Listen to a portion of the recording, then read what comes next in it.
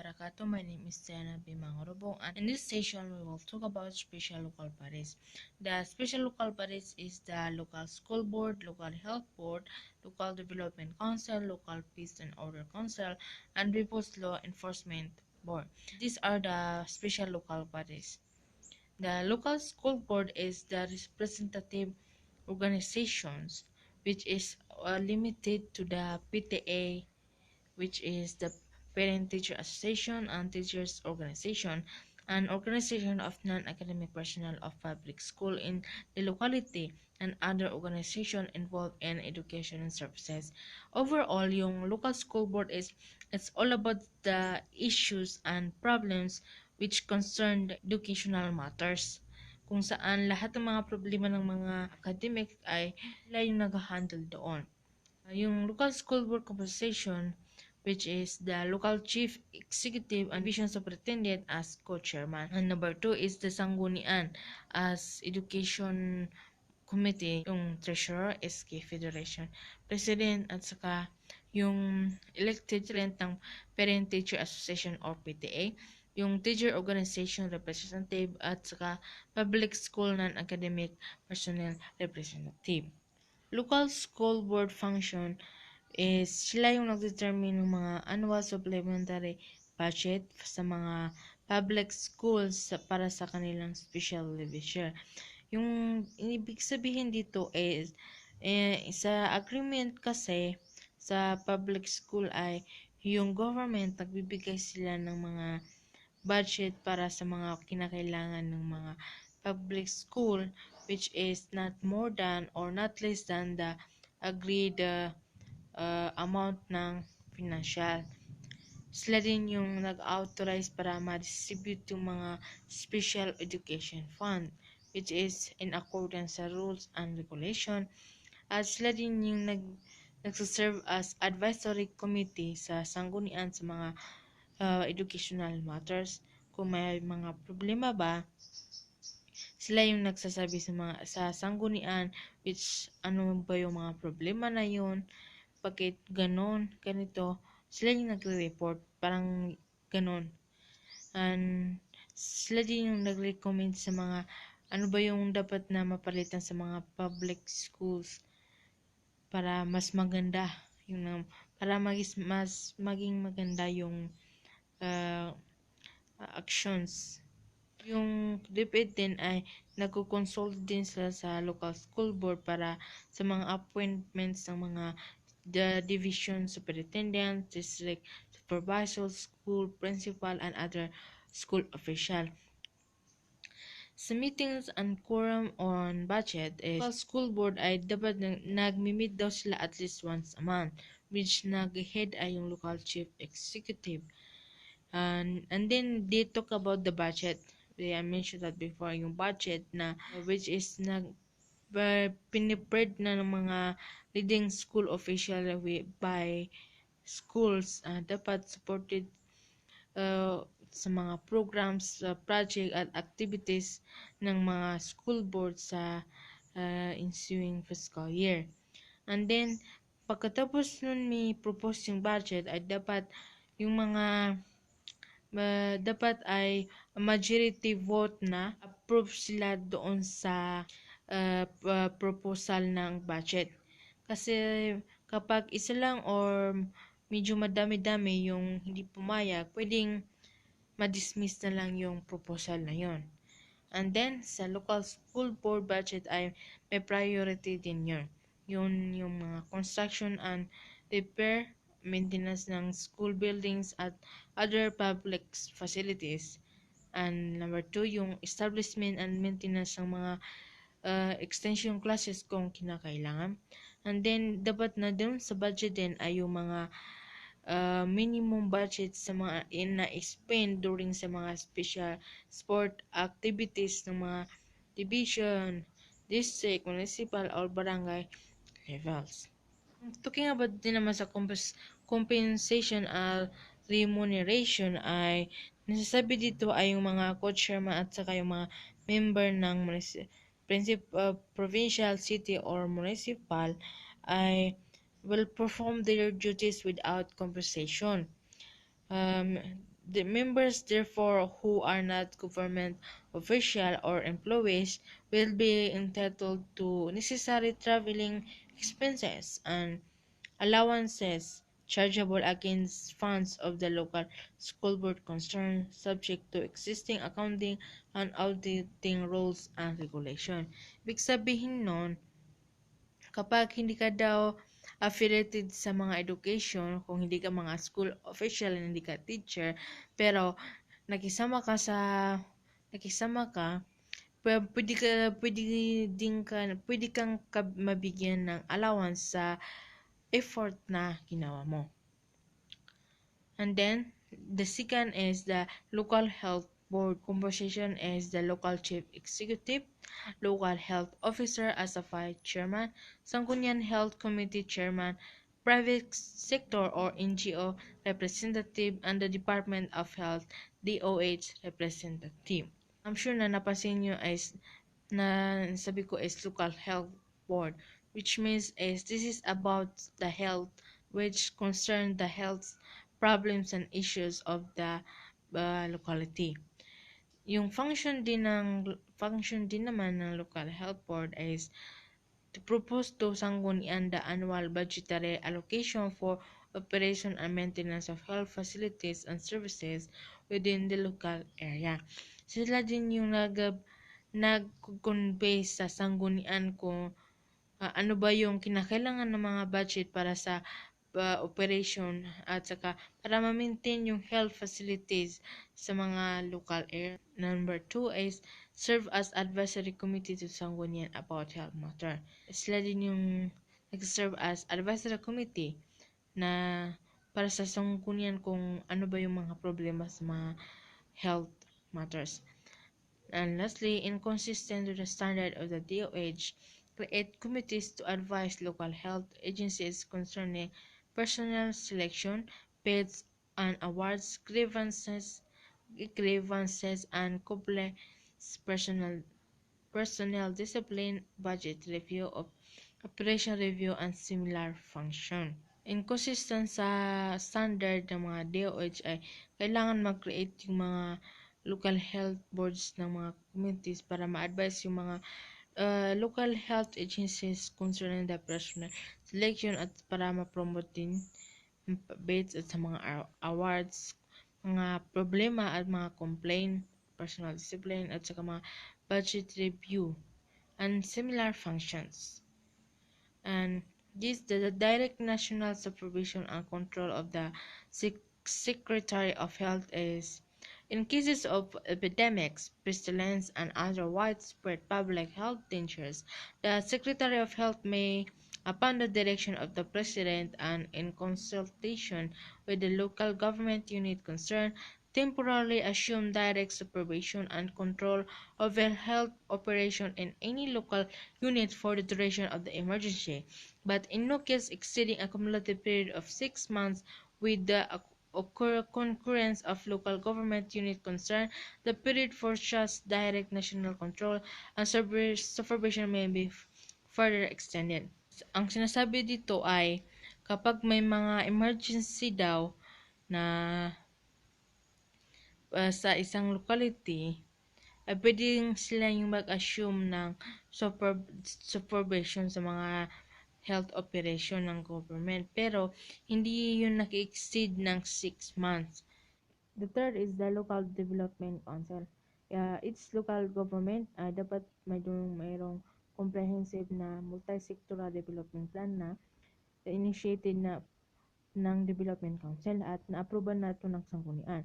Para sa purpose na ito ay yung Development Council ng provincial, city, municipal, or barangay ay ma-assista nila yung sa corresponding sanggunian in setting the direction, kung saan direction yung economic and social development ito mapupunta at saka mag-coordinate sila ng development effort para sa within its territorial jurisdiction.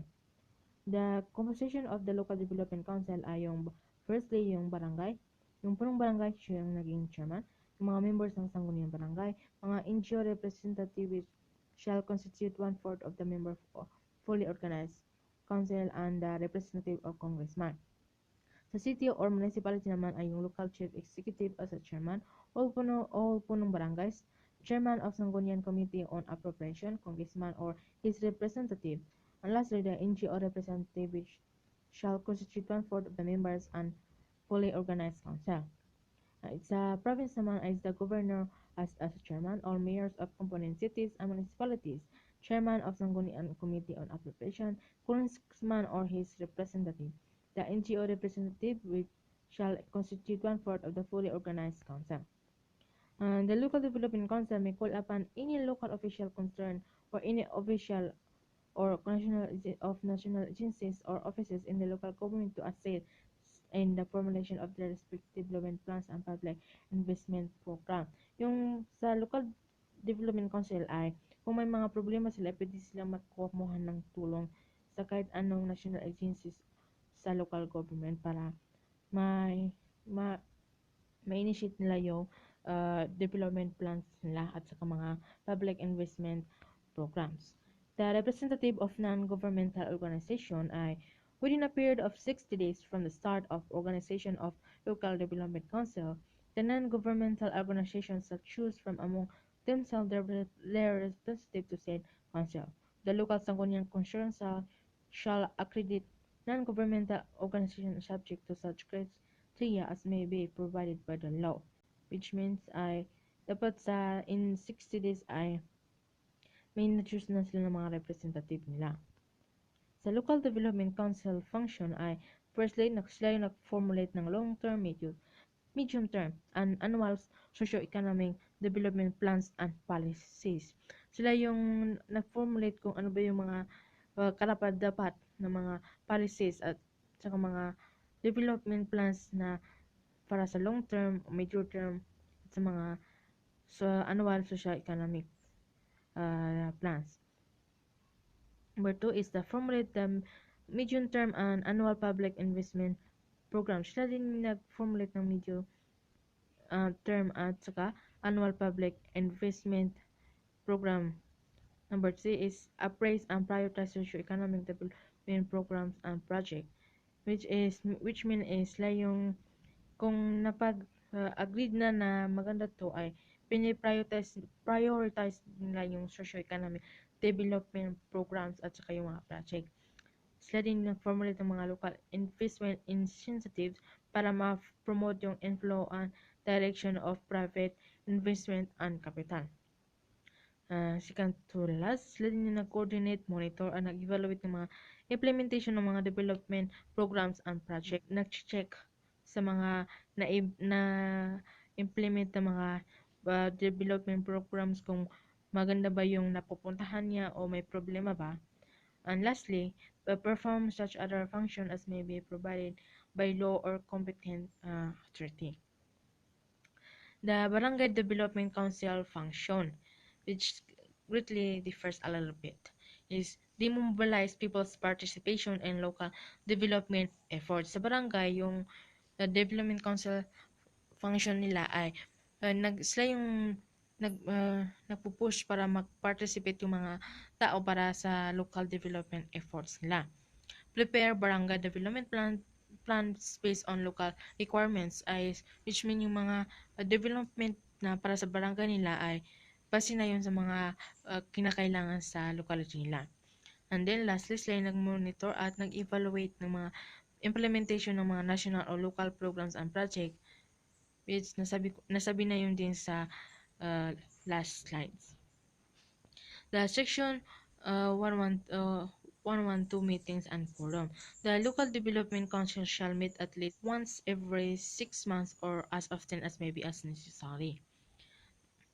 The executive committee function. The executive committee function is its local development councils shall create an executive committee to represent it and act in its behalf. Ito yung community council ay pwede daw yung silang kumuha ng executive committee kung pwedeng para ma-represent kung wala sila sa session na yun. Ma-ensure nila na yung decision ng council ay na fitfully or na carry out ng mabuti. Act on matters requiring immediate attention or action by the council. Sila din yung nag-act kung may mga emergency ba o may mga kinakailangan na mga problema. Sila din yung formulate ng mga policies, plans, at program base sa mga general principle na binigay ng council. And lastly, act on other matters that may be authorized by the council. Sila din yung nag-a-act ng mga problema na na-authorize na ng mga council. The sectoral or functional committees. The local development council may form sectoral or functional committees to assess them and performance of their function. Nandito din yung sectoral o functional committee na kinakailangan ng development council para ma-assistan sila sa performance ng mga function nila. And then, the section 113, the secretariat is, nasabi dito ay kung nagpumili daw sila ng mga secretariat na mga tulong sa kanila ay pwedeng hindi yung affiliated sa organization, pwedeng nasa labas yun. Overall ay dito ay sinasabi sa kinakailangan na yung mga the local development council ay may secretariat sila with the relation of the local development council to the sanggunian and the regional development of council is yung local development council ay submitted siya sa sanggunian para for the appropriate action approved local development plans may be integrated with development plans of next higher level or local development council. Approved development plans of provinces, highly urbanized cities, and independent component cities shall be submitted to Regional Development Council for integration to Regional Development Plan for submission to National Economic and Development Authority. So section 115, which about the budget, is the Department of Budget and Management shall furnish the various the local development council information on financial resources and budgetary allocation which applicable to their respective jurisdiction to guide them in their planning function. And then the local peace and order council. The local peace and order council ay nandito ay yung organization.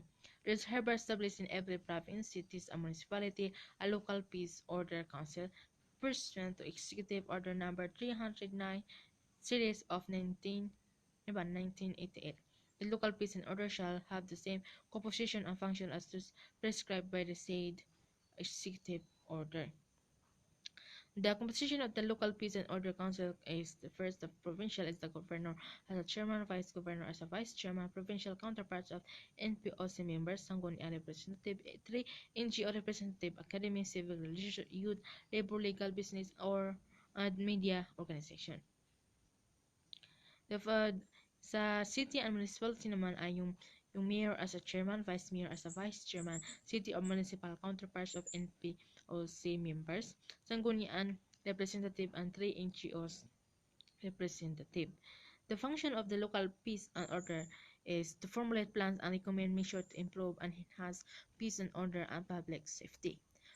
Which is overall is yung local peace and order is all about the security ng locality. To monitor the implementation of peace and order program, project, operation of civilian volunteer self-defense organization, and other counter-insurgency programs and activities. Make periodic assessment or peace and order situation, submit recommendation to NPOC, receive complaints against government personnel, civilian or military endorsed to concerned agency. Sa local peace and order, ito ay yung mga nabibigay yung mga problema sa mga peace and order sa mga security ng mga tao kasi talagang kinakailangan nito kasi kapag wala ito is natatakot ka na baka lumabas kasi baka may kumuha sa'yo. Yung para mabigyan ka ng peace of mind and peace of security is sila yung gumagawa ng mga paraan, mga program at project para mabigyan ng peace and order yung locality. And then lastly is yung People's Law Enforcement Board.